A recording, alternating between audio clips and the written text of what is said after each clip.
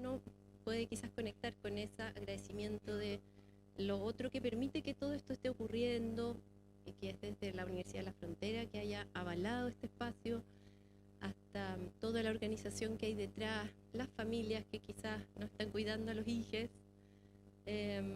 todo lo que nos conecta, y llegamos acá y hemos generado quizás nuevos vínculos, nuevas conexiones, y eso en sí mismo es muy bonito. Es como lo decía una chica en el hospedaje que me estoy quedando, como que ella sentía que los viajeros, como ella, hartos extranjeros, andaban con una apertura como de llegar y conectar, y abiertos a experiencias nuevas, a personas nuevas, a estar presentes en lo que sea que estaba pasando en la cocina o en otros lados, y que a ratos sentía que en la cotidianidad más santiaguina lo asociaba también, esto podía no darse. Andamos como cada uno en nuestro mundo, cerrado, sin generar mucho ese estar a veces no es solo estar conectando con otros, puede ser estar conectando con nosotros mismos, cómo nos sentimos. Y eso es parte al final de la experiencia. Lo aprendí el viernes. La Nelly Paul hizo una charla sobre cómo transmitir información o conocimiento científico, y más que la forma en sí misma, también tiene que ver con la experiencia, y cómo estamos dispuestos a ese aprendizaje. Y la psilocibina tiene que ver también con modular estilos de aprendizaje, pero también poder estar conectados con a ver qué está pasando a mi alrededor. Si quieren pueden mirarse entre ustedes, saludarse, como decir, a ver, aquí estamos todos aprendiendo de esto. Y cómo está mi cuerpo. En general uno relajado aprende más.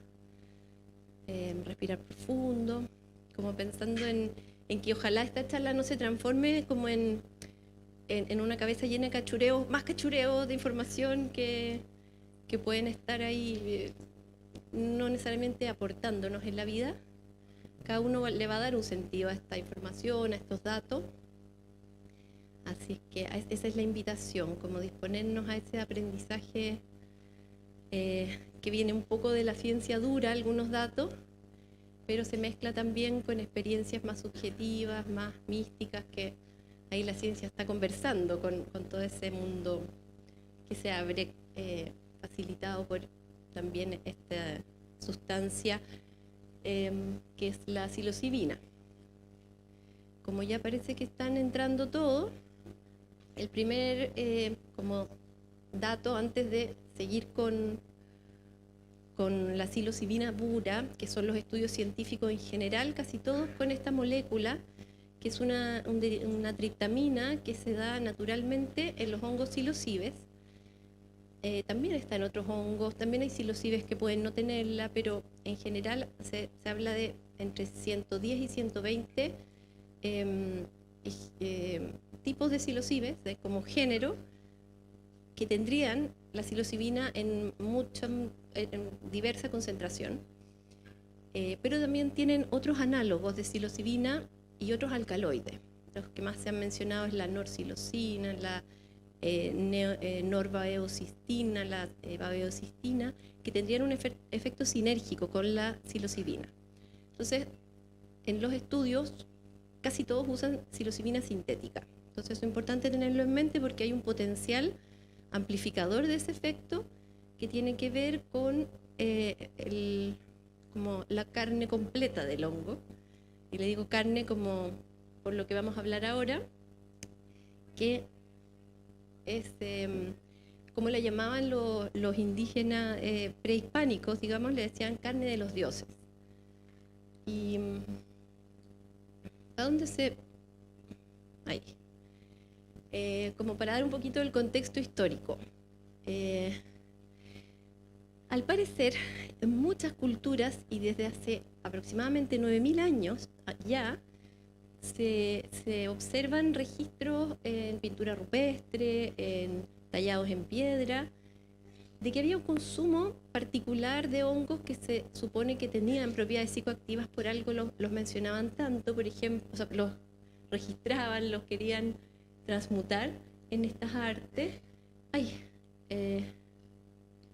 Por ejemplo, acá se hace toda una interpretación. Este es la piedra real y esto está como simplificado en imágenes, lo que se vería en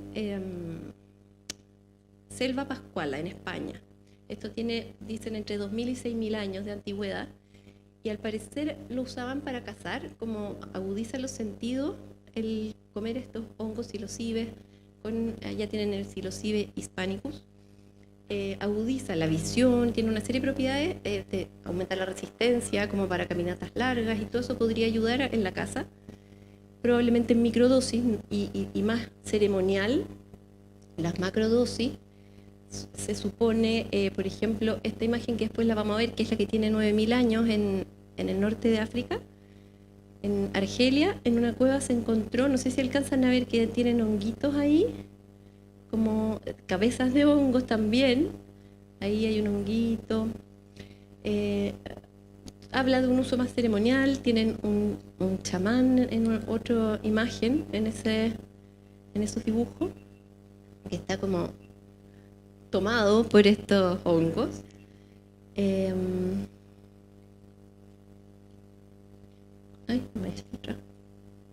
¿A dónde está? Ahí. Esto es en Colombia. Algunos son prehispánicos, otros ya durante la colonia, que siguieron con sus prácticas, pero más ocultos, porque al parecer los curas u otros colonos que llegaron, pero hay reporte de algunos curas franciscanos que los invitaban a esta ceremonia, y lo que sintieron ellos eran experiencias terroríficas.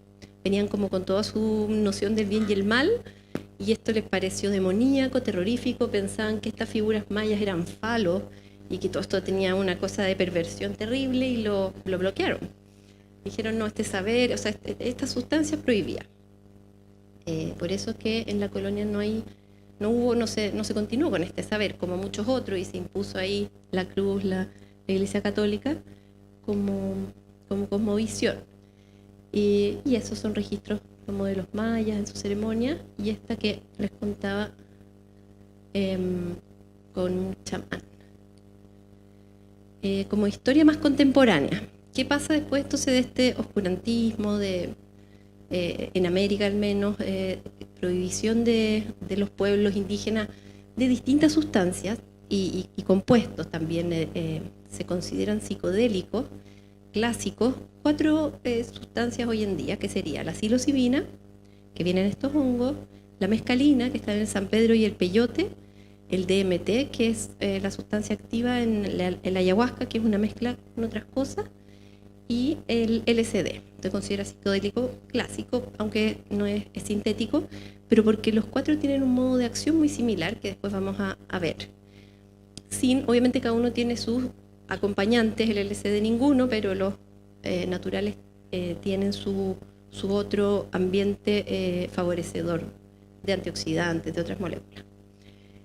Entonces pasó en el 55, me parece, que viaja un investigador, Gordon Wasson, porque su mujer Valentina era muy interesada en los hongos, cuenta la historia, y fueron a ver estos lugares donde se hacían ceremonias con hongos en México, en Oaxaca, y se encontraron con María Sabina y varios otros terapeutas, pero Gordon Wasson estuvo muy interesado especialmente en María Sabina y sus cantos ceremoniales y cómo ella acompañaba estos trances. Entonces, el 57 decide hacer una publicación. O sea, él siempre hacía una referencia en la revista Life de sus viajes, y esa vez él hace esto. En la portada sale un actor gringo, Bert Lahr, nada que ver, pero debería haber salido María Sabina, encuentro yo.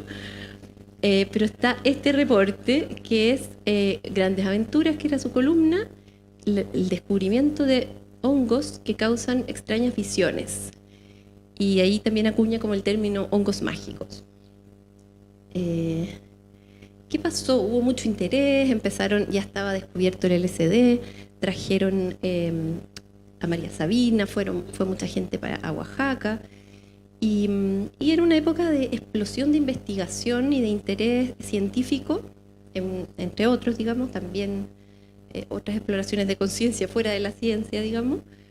pero se avanzó mucho en psilocibina, en LSD. El 58 Albert Hoffman logra extraer la psilocibina y dice, este es el compuesto activo de estos hongos, y lo empiezan a fabricar sintéticamente para los estudios clínicos. Pero empezó a pasar por motivos políticos, que hay varias teorías en el fondo de cuál fue el origen de esta movida política, en que se decide el 66 frenar la producción de LSD y psilocibina sintética, frenar las investigaciones que incluyeran psicodélicos, y ya en el 1970 Nixon lanza uno que se llamó el Acto de Control de Sustancias, que clasificó la psilocibina, entre otros, como en la lista 1 de sustancias peligrosas. Y como sabemos, había evidencia de su uso terapéutico amplia. O sea, hoy en día se han hecho metaanálisis que juntan los datos de esa época, y la evidencia para adicciones, para depresión en psilocibina era amplia, era muy amplia. Entonces, por eso es que suponemos que los motivos fueron meramente políticos para frenar primero el estudio y después con este acto de control de sustancias, como la difusión en la población, el cultivo, todo eso. Los últimos 20 años hemos visto como después de este periodo de encierro que ocurría, igual la gente siguió consumiendo y se siguieron haciendo estudios en lugares muy puntuales con o sin permiso, pero hace 20 años se empezaron a reabrir las puertas de los estudios y de los permisos, y partió un boom de investigación del que vamos a hablar hoy día, que tiene además la característica que son estudios más controlados que los que se hacían antes, como que se tratan de despejar más las variables que pudieran confundir entre el evento que uno está, la intervención, como por ejemplo dar una dosis de psilocibina, y el resultado final aparece que mejora la depresión. Pueden ocurrir muchos factores intermediarios. Entonces, lo que hacen los estudios clínicos actuales es despejar variables que podrían confundir el efecto final, que podrían estar siendo mediadores importantes y estarle quitando ese peso al resultado final. O sea, ser responsables en parte del resultado final. En la ciencia se trata de hacer eso, en las ciencias más duras, y es lo que está más validado también en general como evidencia científica, esto de encontrar líneas asociativas muy rectas, que no tengan confusiones entre medio. Eso le quita un montón de riqueza a la experiencia, a todo eso otro que está influyendo, pero por suerte se están desarrollando modos de observar cada vez más basados en lo que se llama sistemas complejos. Como que en la vida todo funciona un poco como un micelio, y es difícil entonces establecer estas líneas causales dejando todo fuera. Puede ser un poco como miope la visión. Bueno, y desde este periodo de investigación actual, lo que tenemos al frente es, por un lado, un desafío, que es generar los protocolos o estilos de tratamiento que se vea que tengan más efectividad, también que sean más accesibles, porque hasta ahora los que se han planteado son de alto costo, entre que la psilocibina es sintética y que los terapeutas tienen que ser muy calificados, y que en la mayoría de los países todavía esto está criminalizado en muchos aspectos. Después, al final de la charla, pues si es que alcanzamos, podemos conversar el tema de cómo está el estatus en Chile hoy de la ley.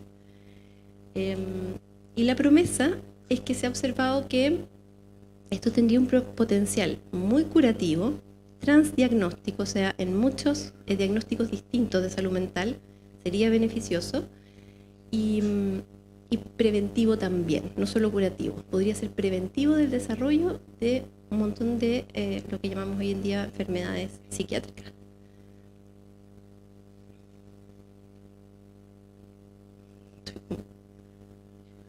¿Estará con pila mala? Ya. Entonces, estas son poquitas universidades como las actuales que están con psilocibina, en realidad no las únicas. Estas tienen que ver un poco con el ámbito de las patentes, que están tratando de patentar la psilocibina. Pero en realidad en Estados Unidos actualmente hay alrededor de 20 universidades haciendo estudios con psilocibina, en Europa 14, y aparte están en Canadá, en Israel, en Nueva Zelanda, en hartos países empezando investigación, incluso en Chile la intención está también. Si se fijan, estos años, no sé si se alcanzan a ver, pero como los 70, 60, 70 publicaciones, y acá desde el 2008 más o menos hasta ahora, los últimos ya 5 años, es una explosión tremenda de exponencial de los estudios científicos que se están publicando sobre estos temas. Esto es de los psicodélicos en general, estos 4 clásicos que les comentaba al principio. Bueno, y lo que les comenté un poco de la farmacoindustria, ¿por qué lo traigo acá? Porque es parte del desafío, en el fondo, que ojalá esta medicina, que ha tenido un uso ancestral, sagrado, no pasara a ser un fármaco más utilizado de manera en que en realidad no actúa como un fármaco. Entonces, igual me llama la atención que tienen más permiso los inversionistas para meterse en el tema quizás que los propios médicos, que lo tenemos todavía un poco vetado. En el Forbes, por ejemplo, ha salido en Economics, en el Newsweek, en muchas partes, este tema como de la inversión, que ha aumentado muchísimo, la inversión en estas fármacos, o sea, estas compañías de fármacos que están estudiando y queriendo patentar. Y aquí hay un buen ejemplo que ya está patentado, un análogo de la psilocibina en Cibin, una compañía que están elaborando un protocolo. Y entonces esa es una imagen posible en que puede llegar como acceso a elite, porque va a ser muy caro la sustancia, las terapias y todo. Pero yo quiero ser optimista en pensar que ya estamos abriendo otros caminos acá para hacerlo a un nivel más accesible, como para toda la población.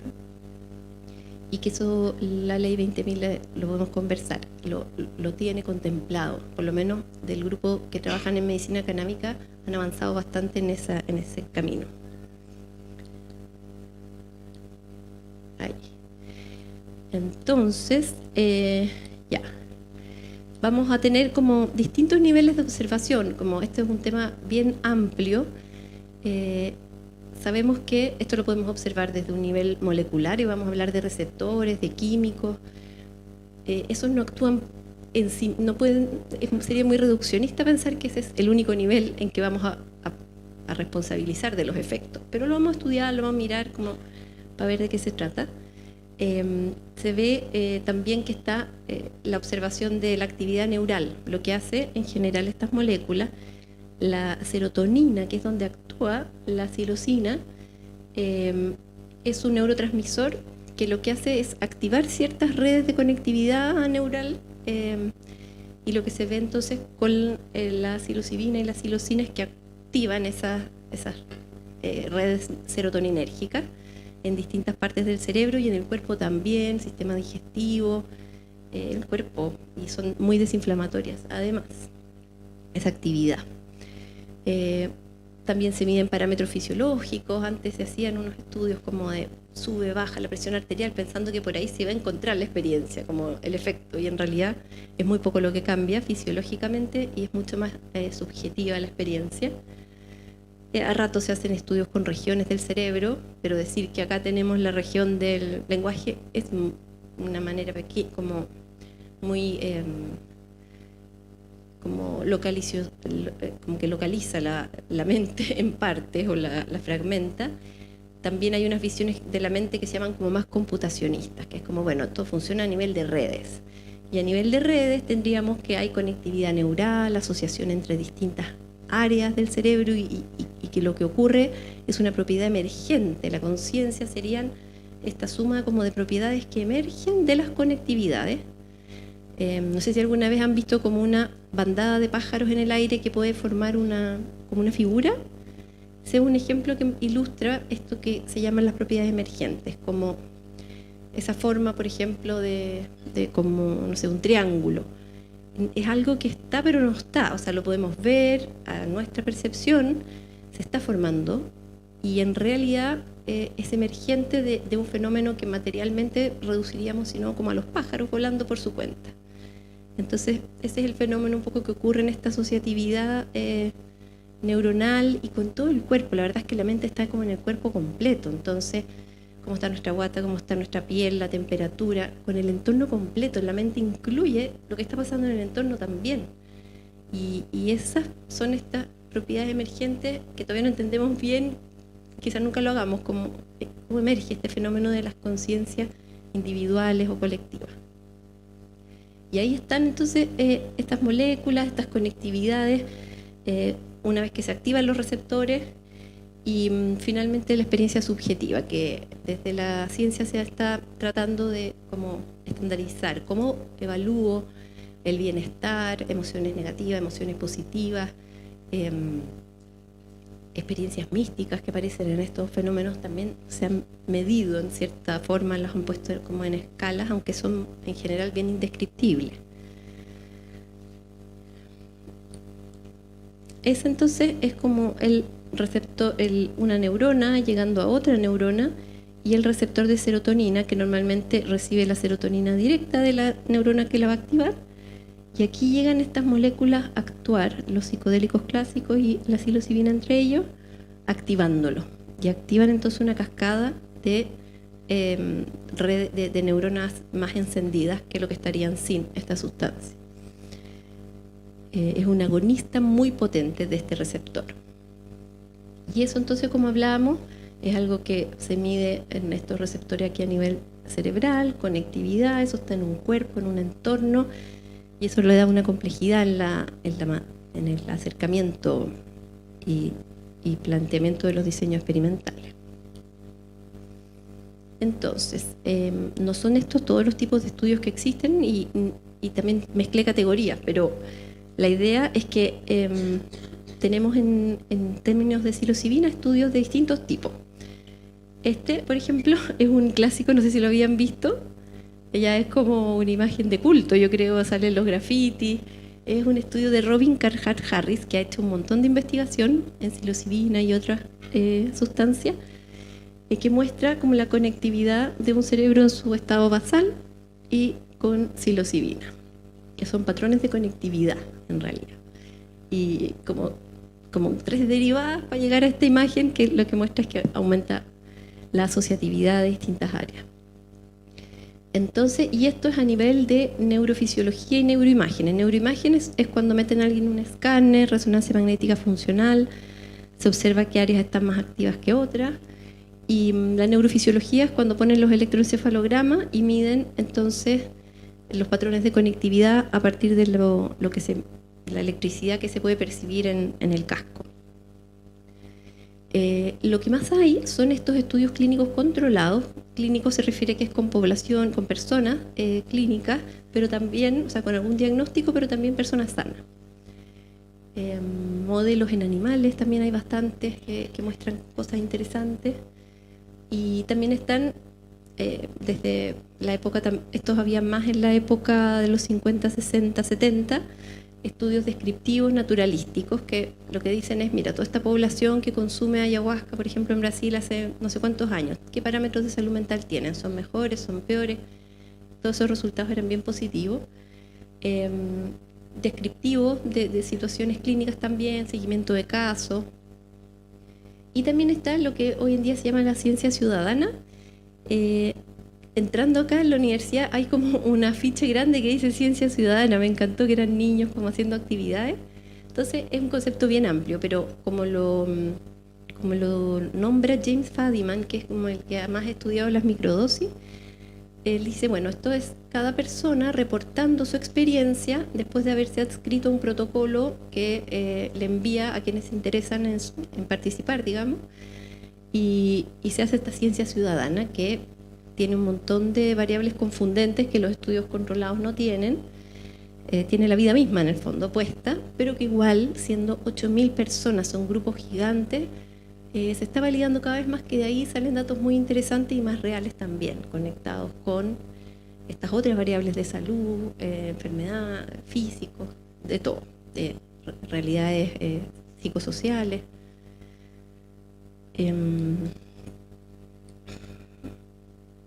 Ya, importante revisar el perfil de seguridad de psilocibina, porque a veces se lo considera como una sustancia tóxica, pero en el fondo es un concepto también un poco ambiguo. ¿En qué sentido? no hay una toxicidad directa como tendría la marea roja, por ejemplo, en el cuerpo, que puede llegar y romper uniones intercelulares del sistema digestivo del cuerpo completo. Lo que vemos en estas sustancias es que tienen un potencial psicotrópico, neurotrópico también, como hacía harto énfasis la Fer, en que activan. Tropismo es crecimiento, entonces activan el crecimiento celular. Y no se observa que tengan potencial de abuso o adicción. Aquí hay como una lista de alcohol, heroína, tabaco, la posibilidad de daño a uno mismo o de daño a otros. Y aparece el último, los mushrooms. Es muy bajito ese potencial y tiene que ver como con reportes de casos específicos. En una macrodosis alguien puede tener una conducta de no evaluar riesgo de quemarse o algo así. Entonces, existen esos riesgos, pero no tiene que ver con que la molécula sea tóxica para el cerebro realmente, ni para el cuerpo. Entonces, hay efectos a veces adversos, miedo, confusión, estas conductas. Puede aumentar a veces la jaqueca, en otros casos se usa para tratarla. Aumenta un poco el pulso y la presión arterial, pero es moderado. O sea, personas hipertensas pueden probar estos tratamientos igual. Se está evaluando este riesgo en personas con psicosis o predisposición a la psicosis, en el sentido que en los años 60 se pensaba que estas sustancias producían psicosis, parecida a la de la esquizofrenia, en el cerebro, y que nosotros quizás producíamos sustancias psicodélicas y por eso podíamos llegar a presentar una enfermedad psiquiátrica de psicosis.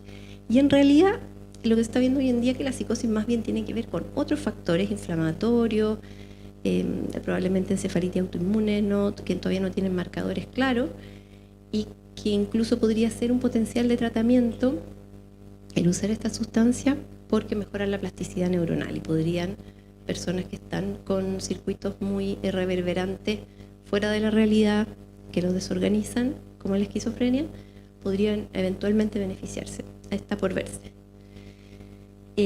También se hablaba de cambios perceptuales persistentes. Hay casos documentados de gente que tomó altas dosis o por harto tiempo y que quedan con una distorsión de la realidad un poco más permanente, pero eso en los estudios antiguos. En los controlados actuales, que son ya un montón de casos de personas individuales que han pasado por el tratamiento, no se ha visto nunca un efecto adverso de estos dos graves de psicosis o el trastorno delirante persistente, que sería la otra posibilidad.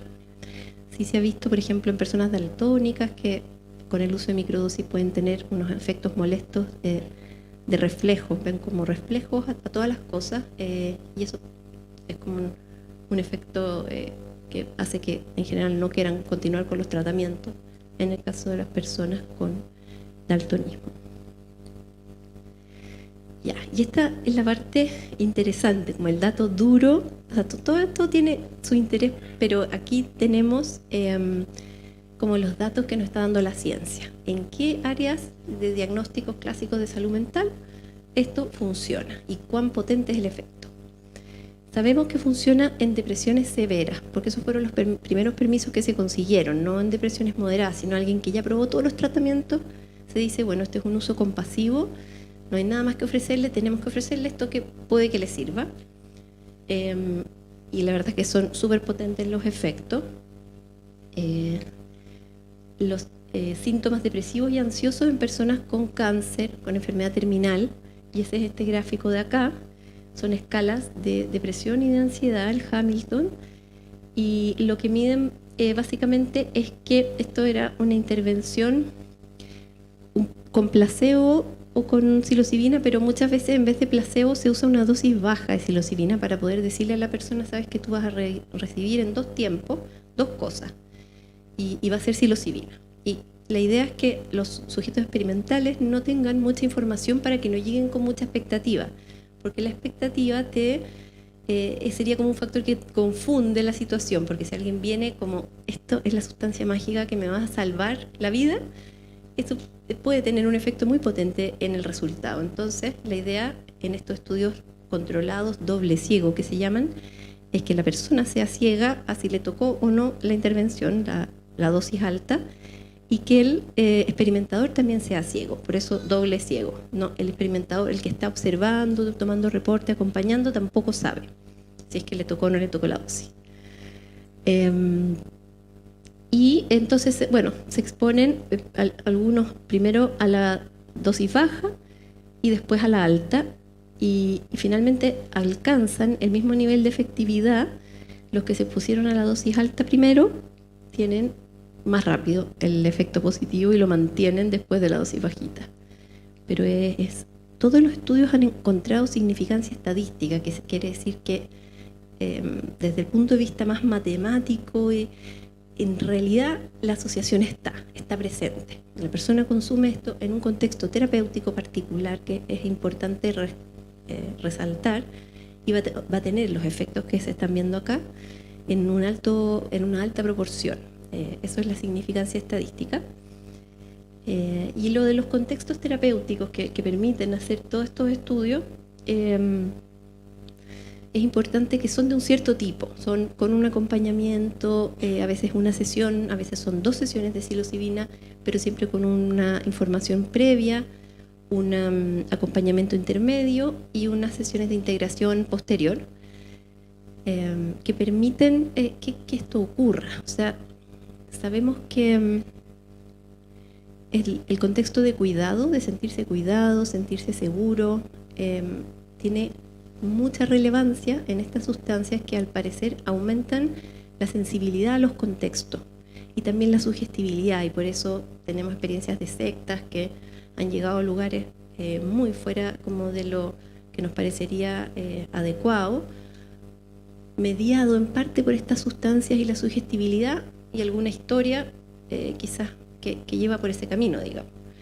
Entonces es importante que sean contextos más o menos neutros, terapéuticos, no muy sugestivos, de eso se preocupan, pero que las personas tengan como toda la tranquilidad de estar ahí, y que si sale una emoción muy intensa, poder abrir eso, porque ya tienen un vínculo, tienen confianza, se sienten seguros, y eso favorece que esto ocurra. O sea, no es la magia de la sustancia en sí misma, y probablemente en contextos adversos el estar tan sensible podría traer otros resultados, digamos. Vamos a ver un poco el modelo neuronal de cómo se supone que esto actúa en esta apertura al entorno. Podría pasar que un entorno adverso, que no estás cómodo, no te sientes seguro, no te favorezca. Entonces se ha visto muy buena eficacia en tabaco y alcohol. Incluso en tabaco se vio que la gente mejoraba, había el doble de eficacia que con cualquier tratamiento conocido hasta ahora, y con el tiempo la gente mejoraba otros parámetros de salud, no solo la recaída o no de tabaquismo, y eso no se había visto nunca con un medicamento, como que la gente mejorara después, 6 meses después, siguiera en un carril como de bienestar, aumentando su bienestar. En trastorno obsesivo compulsivo tendrían una actividad súper potente. Estrés postraumático, que se está estudiando ahora, pero ya salieron algunos resultados con psilocibina, y están en el curso actual estudios de microdosis, que antes estaban solo en esta ciencia más ciudadana, ahora en contextos más controlados. Tratar el estrés de profesionales de la salud que estuvieron en la primera línea en el COVID, también se están haciendo estudios con psilocibina, en Alzheimer, anorexia nerviosa y adicción a opiáceos. Eso es lo que hay ahora en curso. Y se fijan, son varios diagnósticos distintos, como distintas áreas, y entonces ahí uno se pregunta qué pasa, por qué actúan en tantas áreas. Y al parecer la rigidez mental, los patrones comunes que tienen estos diagnósticos tienen que ver un poco con la presencia de memorias traumáticas o memorias de amenaza que todos tenemos guardadas en la vida, aunque no hayamos tenido quizás un trauma puntual. En la vida vamos guardando sensaciones de mucho estrés que quedan grabadas, registradas con una intensidad mucho mayor que la experiencia, lo que se llama la memoria ordinaria, que es como lo que nos pasa en el día a día, sin estrés, va quedando borrado con el tiempo, como la ropa en la lavadora que pierde el color. Nuestra memoria se va desgastando y no nos acordamos quizás lo que comimos hace 2 días, lo que conversamos hace 3 semanas. Pero tendríamos este otro carril de memoria particular y muy vívida para recordar situaciones en que hemos estado en mucho estrés. Entonces, en ese lugar quedan registrados experiencias a nivel como de memoria emotiva, corporal, a veces de recuerdo también, pero pueden ser antes del lenguaje, no quedar imágenes. Y a lo largo de la vida, en otras situaciones que se parecen un poco a esas, se nos activan de vuelta y terminan llevando a revivir o a agrandar situaciones de estrés como espejismo. Es como si hubiésemos visto que los leones se comieron a la mitad de nuestra tribu a los 7 años y después viene un puma, un gatito y tenemos como el espejismo de nuevo de que se nos activa, que estamos viendo esa situación o viviéndola y el cuerpo se ve tomado por esa experiencia angustiosa, que estoy en estrés y quizás en realidad nos sirvió para sobrevivir, como en la evolución, para llegar a tener una ventaja evolutiva, pero hoy en día nos juega como malas pasadas el estar de pronto activando, tengo una situación social que per se ya genera como un desafío emocional, pero si he tenido un registro de rechazo social en una situación similar, se me puede activar completo ese pánico y ahí quedo más propenso a ir desarrollando o una adicción o una depresión por agotamiento de tanto andar en este modo amenaza activado. El trastorno obsesivo compulsivo, en Asperger se ha visto que hay como patrones rumiantes de pensamiento, en depresión también, como estilos de pensamiento más rígidos, en que se activan pensamientos automáticos como yo no soy bueno para esto, esto ya superó todas mis capacidades, todo el mundo es feliz y yo no. Son como pensamientos que no llevan a un lugar positivo y que están ahí dando vueltas como en el trasfondo y que podrían tener que ver con que aparezcan muchas de estas enfermedades. Entonces, también estas sustancias psicodélicas nos están mostrando claramente que puede ser que todos los modos de estresarnos o de enfermarnos de salud mental tienen como bases comunes, que sería entonces en parte esto del trauma y también la pérdida de plasticidad, de flexibilidad mental, que entremos como en patrones más rígidos, que también es algo que pasa con la edad. Si no lo trabajamos activamente, tener una mente en calma, que tenga espacios de conexión amorosa con la propia experiencia, como ir revisando lo que nos está pasando en el día a día. Estamos a veces muy enfocados como hacia afuera, a las demandas externas, puede ir activándose un sistema interno de estrés, de amenaza, sin que haya tampoco necesariamente un evento puntual. Puede ser el tener que estar corriendo para todos lados durante un mes, y eso deja una huella en nuestro cuerpo. Quedamos con el sistema de amenaza sobreactivado y empiezan a aparecer estos patrones más rígidos, más repetitivos o recursivos de pensar en los peligros. Nuestro cuerpo, cuando está en modo amenaza, trae guiones particulares. O sea, tenemos quizás la misma realidad que teníamos hace un mes afuera o similar, pero estamos fijándonos como en las cosas que están saliendo mal, ponemos como más negativo, más dudoso, y todo eso en el tiempo retroalimenta el mismo estrés, porque como que nuestra mente de la realidad selecciona eso que confirma que hay peligro dando vuelta y nos cuesta soltarlo.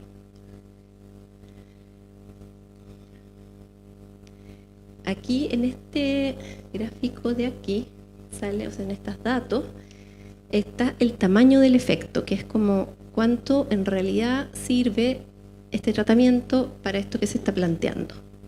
En depresión, ansiedad, y lo que se ve son tamaños del efecto enormes. Imagínense que los antidepresivos normales para estos trastornos de ansiedad y depresión tienen tamaños del efecto entre 0,3 y 0,4. Y aquí hay tamaños del efecto hasta de 3 descritos, y en esta revisión juntaron de 1,3, 0,8, o sea, todos le dan por lo menos 2 vueltas a los efectos anteriores que teníamos con los antidepresivos. Esto ocurre, tenerlo claro, en estos contextos terapéuticos que hemos hablado, que experimentales. No sabemos en otro tipo de usos cómo sería. Y lo de la efectividad transdiagnóstica que conversábamos. Y una pregunta bien interesante, que también, si tenemos tiempo al final lo podemos hablar, es ¿qué pasaría como con otros contextos? Porque están estos diseños en que la gente toma estas dosis altas, que equivalen como a 2 gramos de hongos, pero cuando es la psilocibina son 25, 30 miligramos. Están en una salita que está acondicionada como menos box clínico limpio, sino como una casa, una piececita con 2 terapeutas, le tapan los ojos y acostados, y con unos playlists. que también es todo un área de investigación, como cuál es la música que ayuda y a qué persona. Pero están ahí en Spotify los playlists de la Johns Hopkins Medical Hospital, de ese grupo de trabajo. Son bien interesantes de mirar.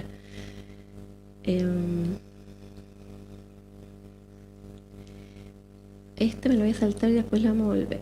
Ya.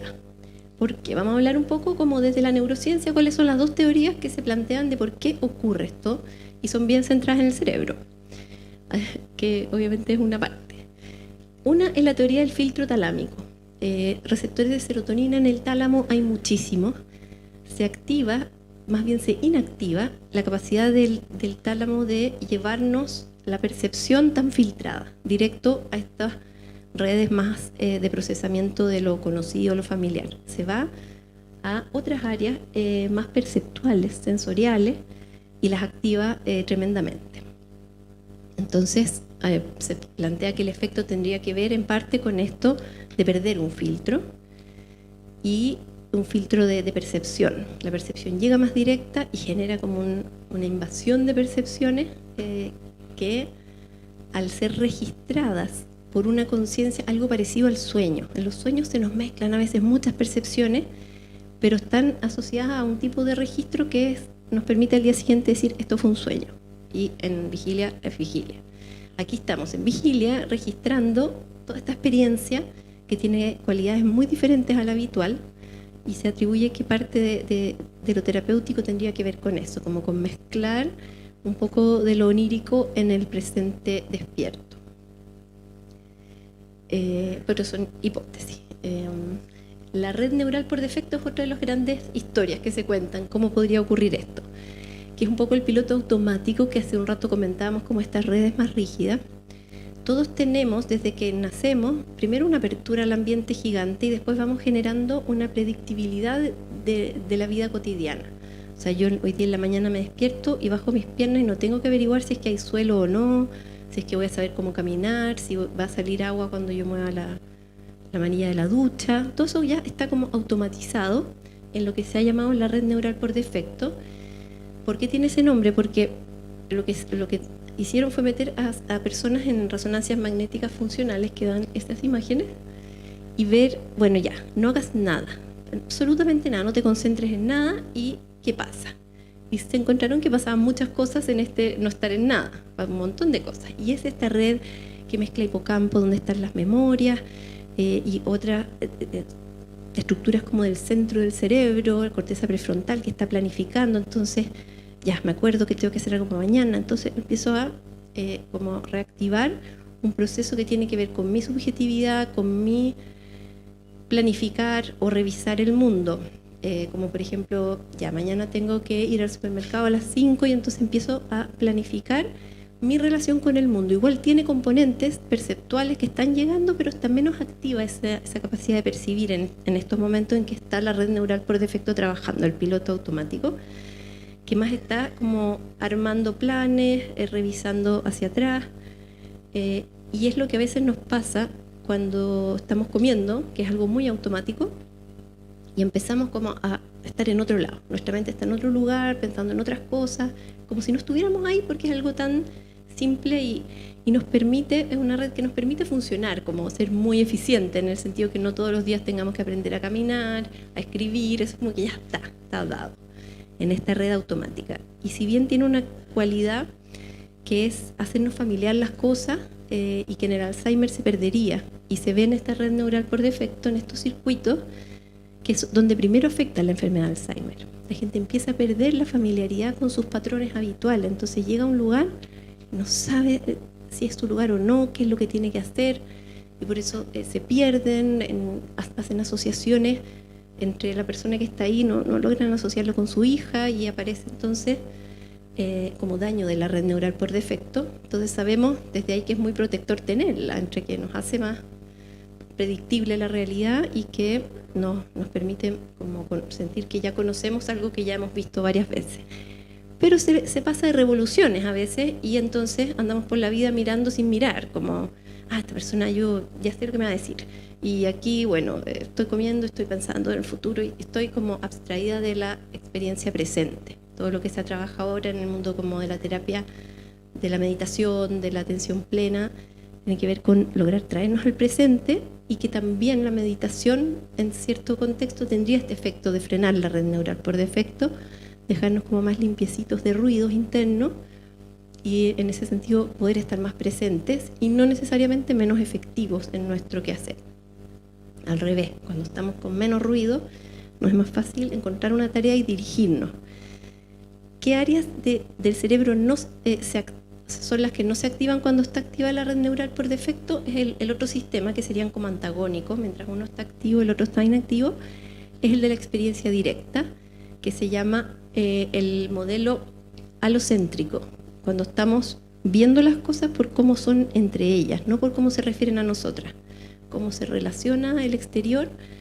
Esto va con esto y estoy concentrado aprendiendo un nuevo instrumento o algo nuevo y estoy tratando de entender qué pasa allá afuera, sin referirlo a mí. Esto intercambia en todo caso, estamos a veces agarrando, me estoy aburriendo en la charla, no sé si le puede pasar a alguno, y entonces agarro una motivación que me dice, no, si yo quiero estar aquí, que sería más del modelo egocéntrico, yo cómo me relaciono yo con lo que está pasando, y de nuevo vuelvo a mi atención externa. Y la red neural por defecto entonces tendría que ver con cómo yo me vinculo a las cosas, qué es lo que yo quiero hacer mañana, pasado, hoy día, pero nos abstrae un poco del momento, nos saca.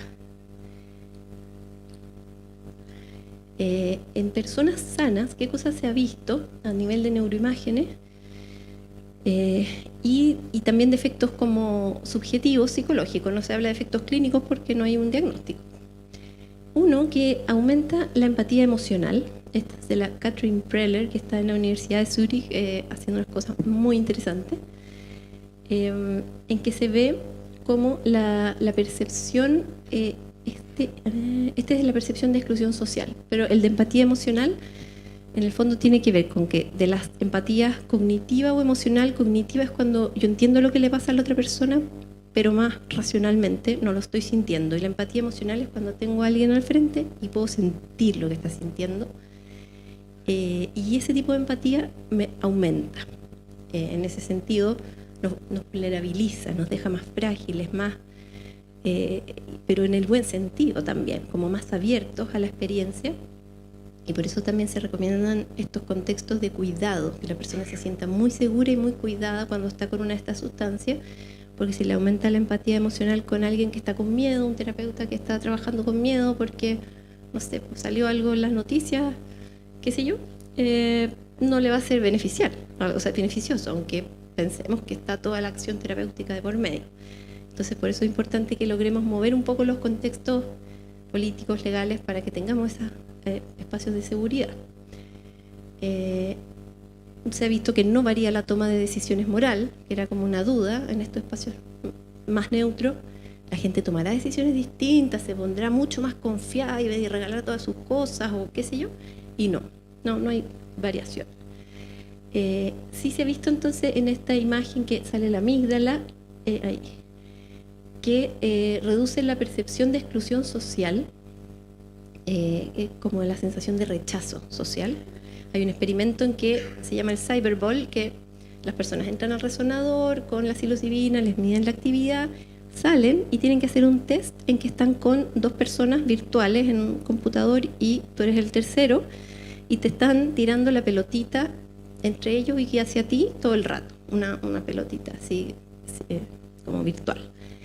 Y de repente, de un momento a otro, sin aviso, estas dos personas que tienen fotos, están como ahí medio presentes, te dejan de tirar la pelotita y entonces uno diría, ya, pero ¿quién se va a sentir mal por eso? Pero sistemáticamente ese estudio ha estado medido que la gente sale como diciendo, qué mala onda, ¿por qué no me tiraron mal la pelotita? Y inclusión social y como molestia. Y en realidad lo que pasa aquí es que la gente logra reportar que sí se dio cuenta que les tiraban menos la pelotita, pero no les afectó tanto. Bajó mucho ahí la percepción como de rechazo en el fondo. Otros estudios han mostrado que disminuye la reactividad a estímulos negativos. Ahí están los estímulos positivos, estímulos neutrales y estímulos negativos. Y ahí es donde se ve el mayor efecto. Esto es placebo con psilocibina. Ketanserina es una sustancia que se usa para bloquear el receptor 5-HT, el de serotonina 2A. y entonces es como el efecto neutro, porque no está actuando.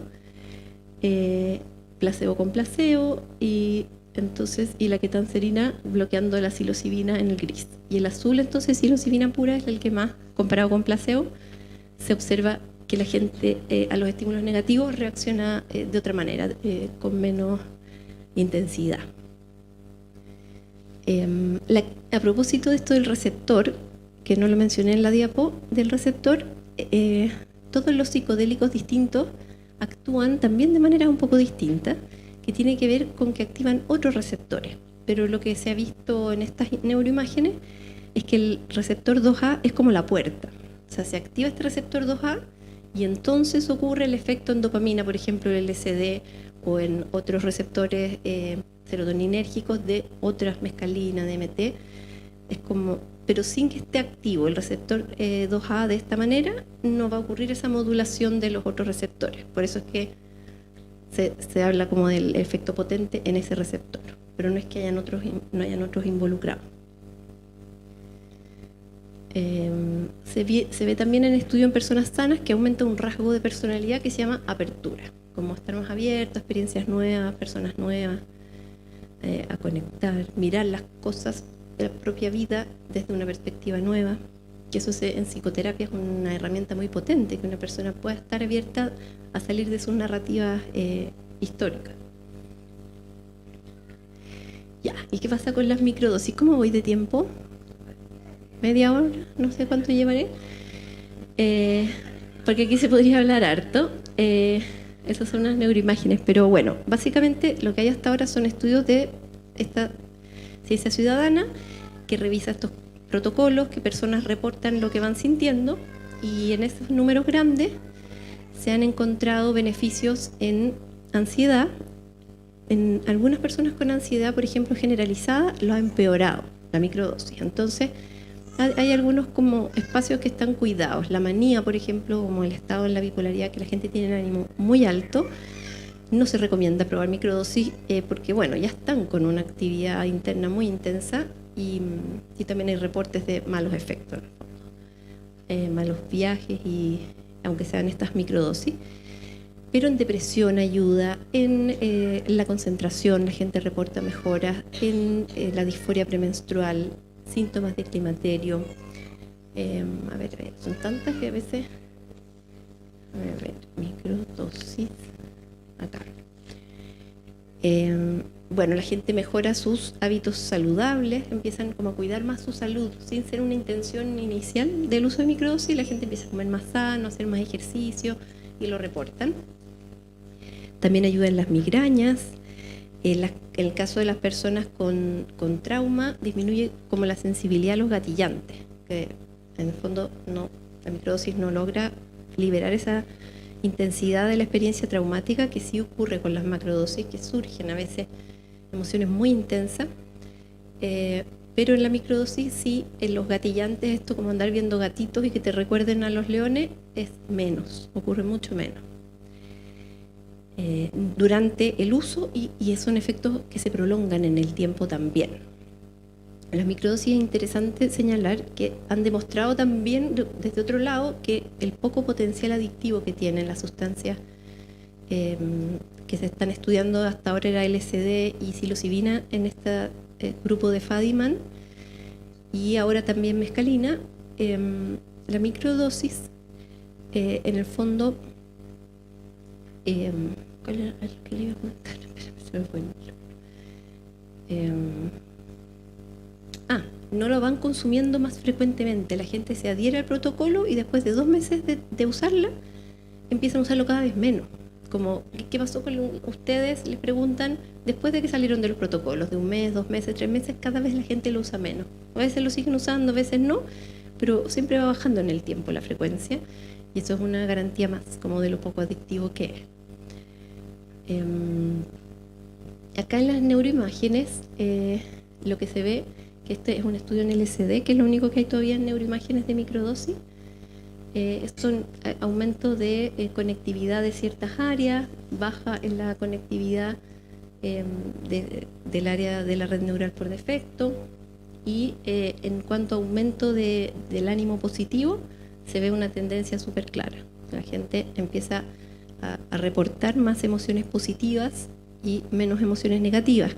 Y lo que teníamos antiguamente con los antidepresivos, en este mismo tipo, con el mismo tipo de escala, era que la gente reportaba menos efectos, o sea, menos emociones negativas. O sea, tenían como un piso para no irse tan a lo profundo del abismo, pero no sentían más emociones positivas. Entonces era como un embotamiento o estrechamiento del rango emocional, y que las personas también lo reportan, como esto me ayudó a estabilizar, pero me siento como que no tengo capacidad de llorar, no tengo emociones fuertes, o sea, no puedo sentir las cosas. A veces aparece ese borde con los antidepresivos, y en el caso de las microdosis no aparece disminución de emociones negativas y aumento de emociones positivas.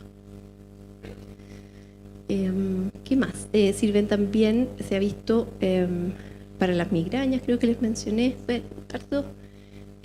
dieron significancia estadística en algunos casos de pacientes con Asperger, como les había comentado al principio, y en adicciones. Eso con las microdosis, que lo que se ha logrado sacar de estos datos. El 2015 salió una publicación de este tema en Fadiman, de Jim Fadiman, ya más oficial. Bueno, y como para ir cerrando, ¿qué cosas nos quedan, temitas abiertos? Bueno, son muchísimos, pero la investigación está tratando de dilucidar qué tipo de acompañamiento sirve para qué tipo de caso. Un acompañamiento más directivo, menos directivo, con música, sin música. Se está estudiando muy intensamente esto de los tipos de música y cómo hay algunos que predicen mayor efecto antidepresivo que otros. Y según la elección de las personas, si es una música más moderna, antes les ponían solo música clásica, ahora se están como probando otros estilos, más tribales o más New Age o como con componente electrónico. Está bien entretenida esa investigación. Evaluar como estos contextos, entonces los olores, como todos sabemos que la memoria emotiva tiene mucho que ver con los gustos, con los olores, no solo con las visiones, en el fondo, los recuerdos, imágenes visuales. Entonces, ¿cuál sería el potencial de traer a una sesión un olor que es profundamente sanador o equilibrante para una persona, porque tiene que ver con sus vacaciones en el sur, por ejemplo?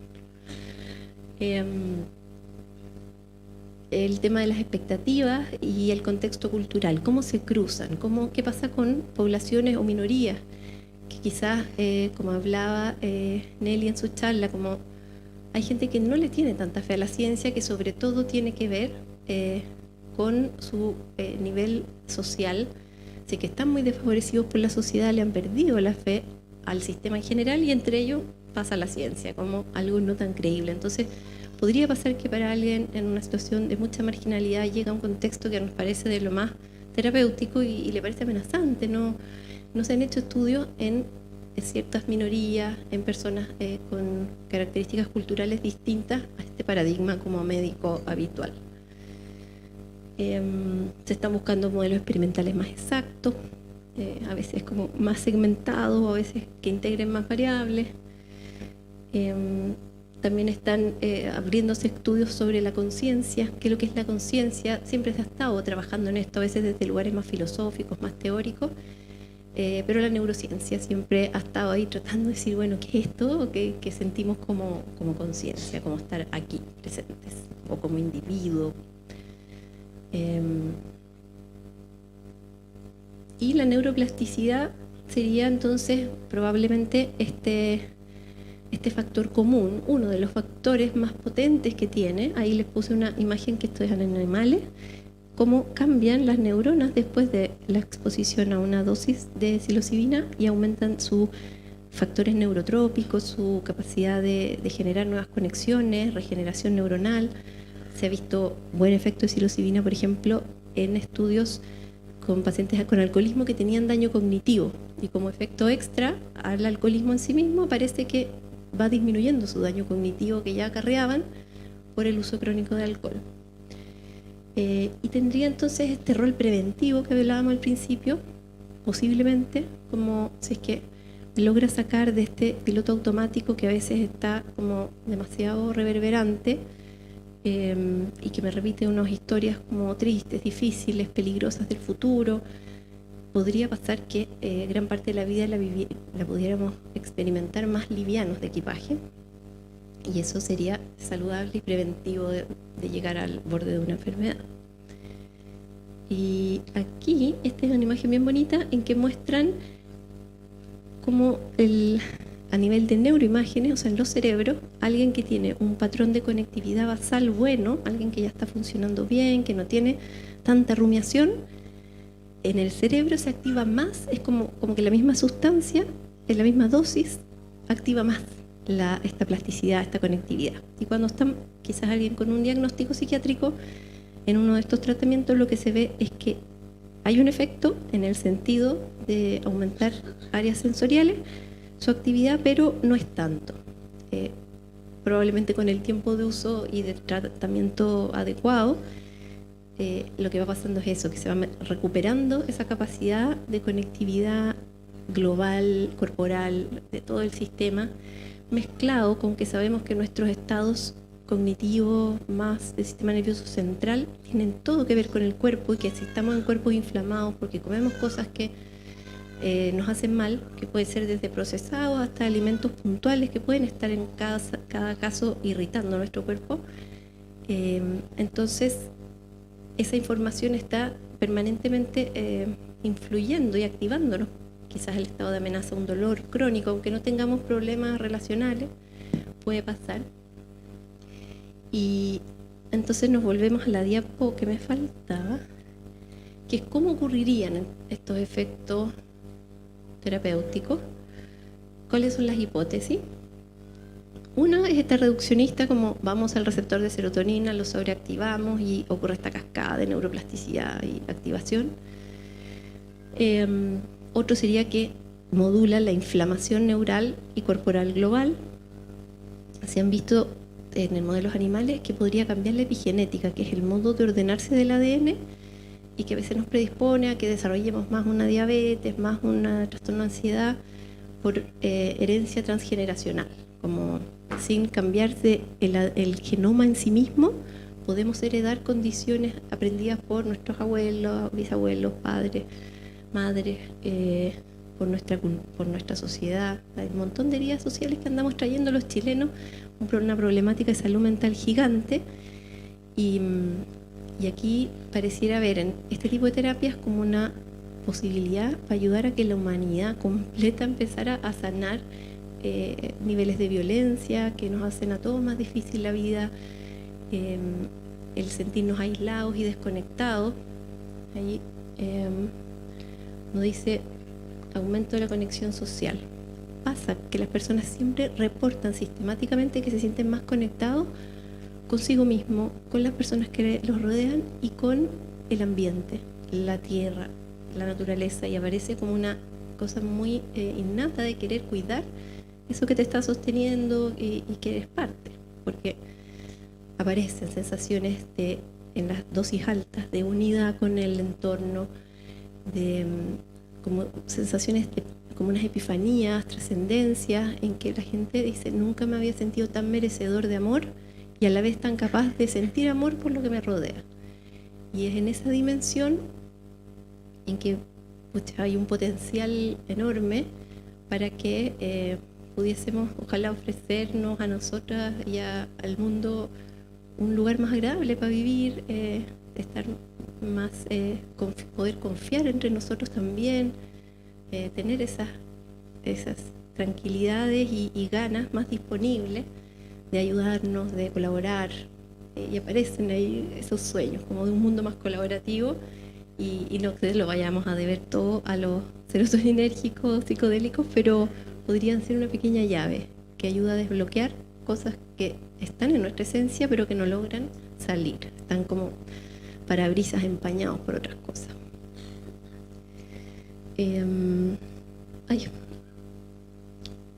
Lo que hablábamos de la conectividad neural podría ser como una explicación también a distintos niveles, receptores, conectividad, cambio en la manera que procesamos las emociones, esto que veíamos, que viene la emoción de que me sentí rechazado, pero algo está distinto.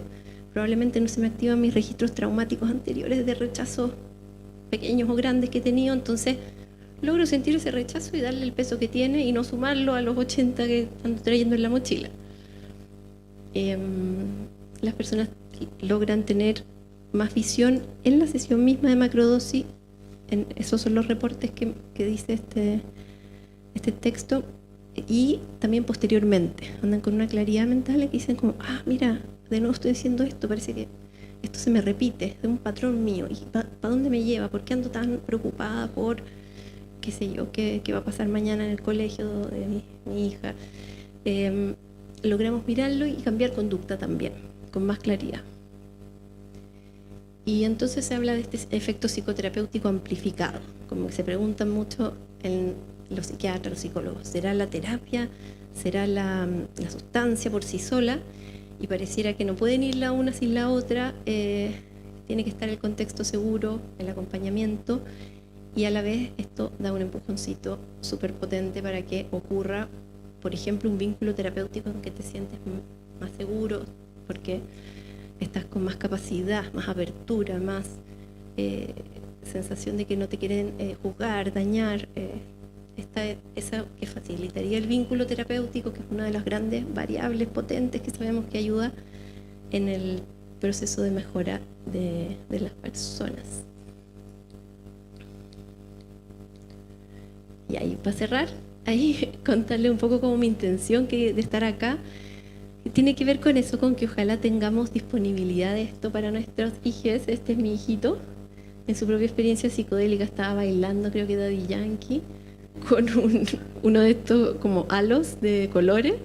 Era genial, y los niños viven en esta experiencia directa. También podemos aprender mucho en otros contextos sin sustancia, de meditación, de baile catártico, de estar jugando con hija, hijo, con niñas, porque ellos ya están ahí. Todavía no se les ha activado tanto el sistema de predictibilidad. Y entonces llegan el día antes de venirme y habían salido unas mandarinas en mi casa. Me llega así, mamá, mira, esto para que lo ponga en tu presentación. Mi hija me las pone y son 2 mandarinas que parecen cerebro. Lo encontré genial, porque están como media deformes. Así que eso sobre las intenciones y las motivaciones, que son súper importantes de trabajar en asociación con esta sustancia. Me imagino que ya los que trabajan en estos temas están familiarizados.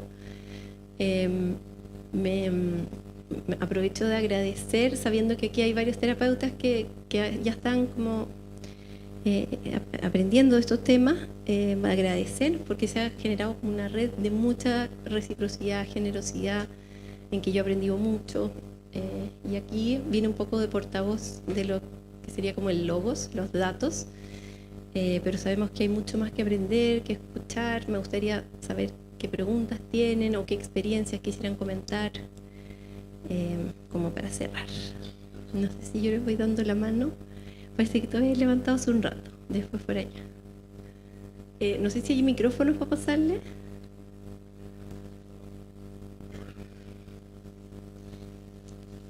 ¿Cuánto tiempo?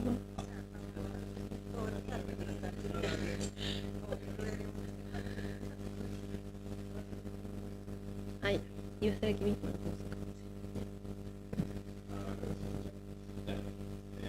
Hola, primero que nada, pedirte un aplauso.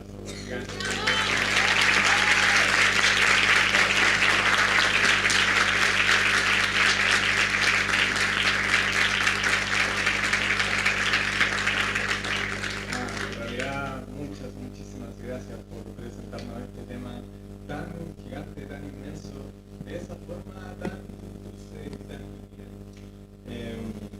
Yo tenía 2 preguntas. La primera tiene que ver con un estudio que salió hace poquito del Imperial College, donde un psiquiatra, David Erickson, estudiaron el efecto de las microdosis como conciencia ciudadana, en donde las mismas personas podían en sus propias casas prepararse unas pastillas, y resulta que fueron casi 200 personas en el estudio, y la mitad de ellas recibía el placebo y la otra mitad recibía psilocibina. ¿Qué pasó en los resultados? Que se mostró que las personas que recibieron la psilocibina tenían efectos efectos significativos en bajas de ansiedad y depresión, pero las personas con placebo también. Entonces, ¿cómo ves tú ese efecto placebo y cómo en el fondo como en la ciencia se invalida, ¿cierto? Y se oculta ese efecto placebo como casi como algo malo, pero viéndolo desde otro lado, qué poderoso es el pensar de que por el hecho de creer de que estamos recibiendo algo que nos va a curar, nos curamos realmente. ¿Cómo diagnosticas tú eso dentro del mundo científico y qué percepción tienes de eso? Por un lado, y lo otro ya más cortito es a nivel Chile. ¿Qué crees que son los siguientes pasos que se pueden dar a nivel institucional, académico, para que la psilocibina pueda ser una medicina accesible? Ya, lo del placebo, no lo tengo yo resuelto y hay mucho interés, porque claro, hay gente que invalida todo esto, dice, es en las microdosis, es el super placebo por resultados como eso. Super placebo porque la gente está súper sugestionada que le va a ir bien, entonces ya sea que les toca placebo o no, les va bien. Y la verdad es que claro, eso tiene que ver como con los datos, pero hay reportes como gente que dice, mira, si esto es placebo o no, no me había sentido tan bien en 20 años. Como que hay algo que vamos viendo y las neuroimágenes le empiezan a mostrar que algo pasa en el cerebro, que no es mínimo, o sea, no es cero, y se ve en esta ciencia ciudadana que hay experiencias y que incluso nos muestran muchas veces la psilocibina y los otros psicodélicos como los bordes de nuestra comprensión del modelo médico que están tan limitados, como por ejemplo decir lo que es placebo no sirve, y empezar a decir, bueno, y si esto es placebo y por lo que sea funciona, y démoslo, porque o sea, igual funciona y tiene que ver con un mirar las cosas no tan fragmentadas, lo que llama Daniel Flichtenstein la soledad de los datos. Es como decir, acá están los datos y nosotros tendríamos que actuar como máquinas siguiendo el algoritmo que sirve y no lo que nos sirve teóricamente. ¿Cómo nos vamos a sumar a eso? Esa es mi opinión. Como sea o no sea placebo, tenemos que seguirlo estudiando, tenemos que seguir probando en qué contextos sirven, en cuáles no. Pero sí aparece ese juicio de la ciencia dura. Sería un super placebo nomás. ¿Y qué nos falta en Chile? No lo tengo tan claro, como nos estamos recién encontrando, los que nos interesan estos temas, lo que se ha visto en otros países que funciona es el ámbito académico, como activar el mundo de publicaciones, porque genera una conciencia de que esto está pasando también en este lado de la ciencia, no solo a nivel de gente motivada, New Age, hippie, no sé. Entonces, o chamánico, como hay un mundo secular que también está interesado por esto y que lo está llevando a la ciencia.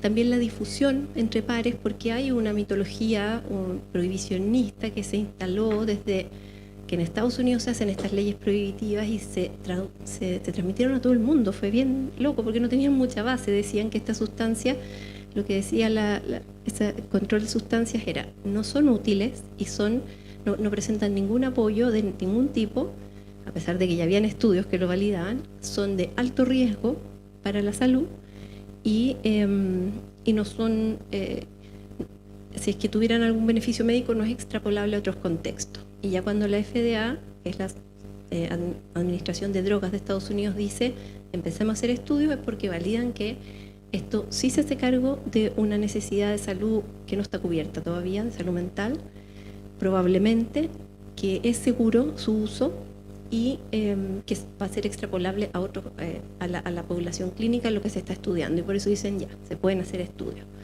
Entonces pasa eso, hay difusión también. Yo estaba contenta de ver hartos diarios, siempre que alguien ve una noticia en el diario me la manda, así como mira, salió la tercera, salió la segunda, estos estudios más científicos.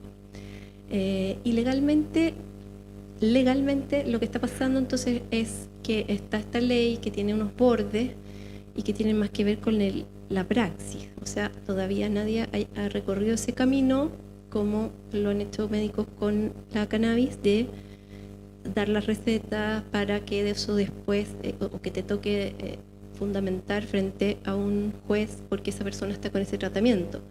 Y lo divertido es que la evidencia que hay es mucho más alta que la que hay para cannabis. Entonces, está esa posibilidad, está abierta, no se ha recorrido el camino, pero probablemente se requiere como baja de la percepción de riesgo de la población global también para que eso ocurra más fácilmente. Las leyes empiecen ya a estipular, tal como lo han hecho con la cannabis, mira, la gente puede cultivar hasta esta cantidad y puede hacer tal o cual cosa. Y que se vaya descriminalizando todo lo asociado para que esto se pueda utilizar en un beneficio como terapéutico.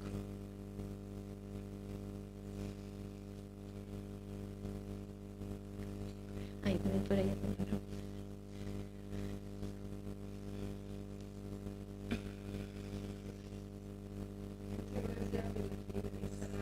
Eso un poquito. Yo quería preguntarte dos cosas. Una es que quería saber si la ketamina también es considerada dentro del ámbito académico o psiquiátrico o psicodélico, de estar como más en el ámbito de la disociación. Y la segunda parte es pedirte si que me puedes o no puedes aclarar el gráfico que pusiste en la diapo de la microdosis. No lo entendí, o si era la referencia de las anteriores, para poder leer ese estudio. Y muchísimas gracias. Ya, a ver, ya. Lo de la ketamina actúa distinto, primero como en el nivel como de aumentar la liberación de serotonina, entonces no se considera psicodélico clásico como dentro del grupo. A veces lo mezclan, ya el MDMA también. Claro, como que se hacen homologías, pero es más simple quedarse con estos que actúan de la misma manera para empezar a establecer esas correlaciones o extrapolar los resultados. Y además subjetivamente la experiencia es muy distinta. La ketamina actúa a un nivel disociativo, como decías tú, como sacándote, es un anestésico, entonces las personas pueden estar como despiertas, siendo sometidas a una intervención, pero como que no estuviesen ahí, no sienten dolor, pero en un estado que con una terapia bien específica se está viendo que es protector, pero sin terapia tiene riesgos, se le han visto como más riesgos adictivos, como sustancia sola, que puede ser que la gente busca el buen viaje y no lo logra obtener de otra manera. No es adictivo quizás en el sentido como que siempre lo recuerde el cuerpo con cariño, como puede pasar con otras sustancias más de la familia de los opiáceos. En este caso sería como que el efecto dura muy poco, no es duradero en el tiempo, entonces la gente lo sigue buscando, incluso en contextos terapéuticos, si no hay una intervención directa y solo se les da la sustancia, se ha visto, eso se está haciendo en Chile, cada 2 semanas en las clínicas, la persona con depresión o intención suicida, por ejemplo, tiene que ir porque si no le vuelve todo el cuerpo. Entonces son distintos, vale la pena separarlos, yo encuentro. Y el gráfico, tú dices, ¿el de dibujo o el de abajo? El de abajo es microdosis de LSD y cómo va aumentando con el tiempo el estado de ánimo positivo y mezclado tiempo con el aumento de la conectividad neural también, como el patrón de la amígdala y conectividad de ciertas zonas del cerebro.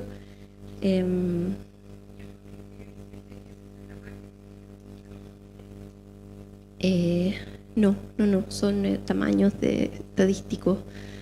No es tiempo lo que está abajo, tiene que ver con patrones de conectividad, cuán distinta está la conectividad, está 0,1 más distinta, 0,2 más distinta, y el aumento en el ánimo positivo. Y arriba como el dibujo de eso mismo, o sea, la foto cerebral. O sea, estas fotos cerebrales a veces uno dice, mira, muestran áreas, pero en realidad no, lo que muestran es la diferencia de la conectividad que está ocurriendo entre esas áreas. ¿Dónde es que hay más diferencia en los patrones de conectividad? En esos puntos como de adelante y atrás del cerebro. Adelante y atrás. Occipital y aquí, adelante y atrás. El amarillo es como el cambio más intenso y de ahí al naranjo al rojo y azul es como que no cambió mucho, no hubo cambio en la conectividad.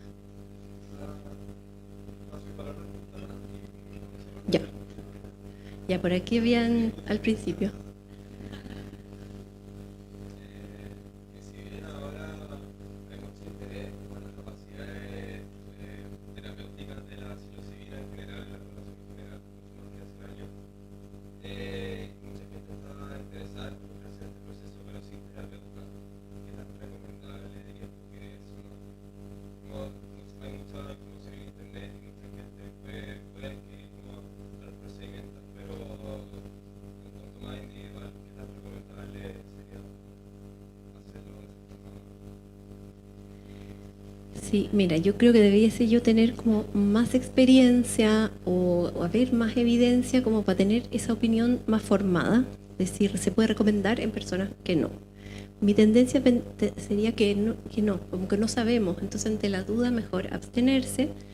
Se ha planteado que personas con muchos recursos propios psicológicos que están llevando vidas en que se están cuidando sus hábitos, sus estilos de vida en amplio ámbito, o sea, personas que ya autogestionan su salud y su salud mental, podría ser.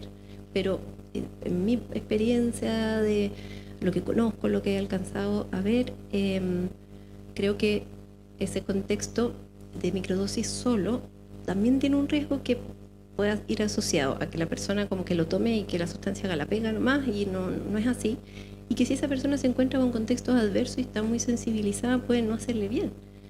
Entonces, el estar en un espacio de cuidado, aunque sea con un ritmo no continuo, no vas a estar con tu terapeuta todo el rato, pero hay como una subjetividad que está entregada a un cuidado y con capacidad de pedir ayuda. Probablemente eso es gran parte de que una persona está intencionando mejorarse y que termina en un buen lugar.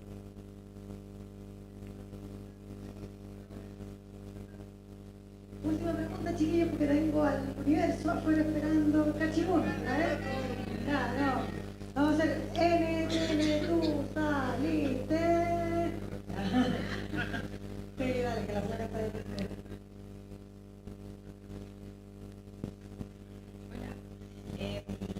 Trabajo en trauma complejo y quería preguntar la compatibilidad del tratamiento con psilocibina y otros procesos psicofarmacológicos, como si hay riesgos, si se sabe algo sobre la interacción, o sea, por ejemplo, si alguien está tomando un recaptador de serotonina, si es compatible o no, si puede disminuir el efecto del otro fármaco, si hay riesgo en el fondo para el tratamiento. Y lo otro, si es que hay estudios que trabajen en el proceso más grupal, como si es que hay algo que, o sea, si es que hay investigaciones que muestren algún tipo de avance en este tipo de intervenciones en contexto grupal. Ya, lo del contexto grupal se está haciendo, como por ejemplo el Johns Hopkins Medical Hospital, casi todas sus intervenciones pre y post son grupales.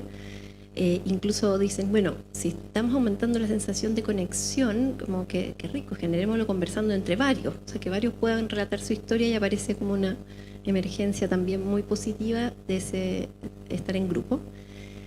Y no durante la sesión, pero sí como parte de las integraciones y preparaciones. Y lo otro que me preguntaste, lo del trauma complejo y los remedios. Sí, que eso, bueno, da para otra charla, receptores, bajan los receptores con los antidepresivos, en general bajan la cantidad de receptores de serotonina, las personas quedan menos sensibles, pero no con todos, con algunos aumenta, podrían ser potenciadores del efecto, entonces aparecen riesgos de síndromes serotoninérgicos, depende de la dosis con que se está mezclando.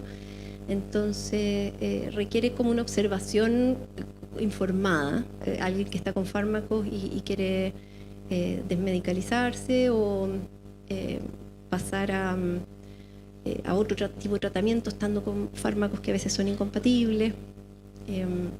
Ahí hay grupos que tienen harta información en inglés, eso sí, en Mind Medicine de Australia, tienen como una súper buenos datos de cómo interactúan químicamente estos fármacos.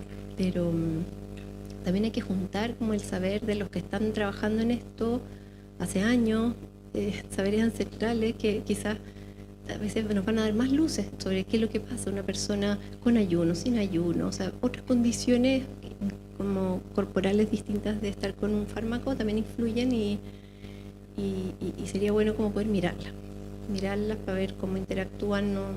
Todavía no tengo claro, ni creo que esté muy definido ese panorama, que se puede mezclar, que no. Magdalena Zafuente, yo creo que no hay palabras para agradecer este momento, ha sido maravilloso, un aplauso.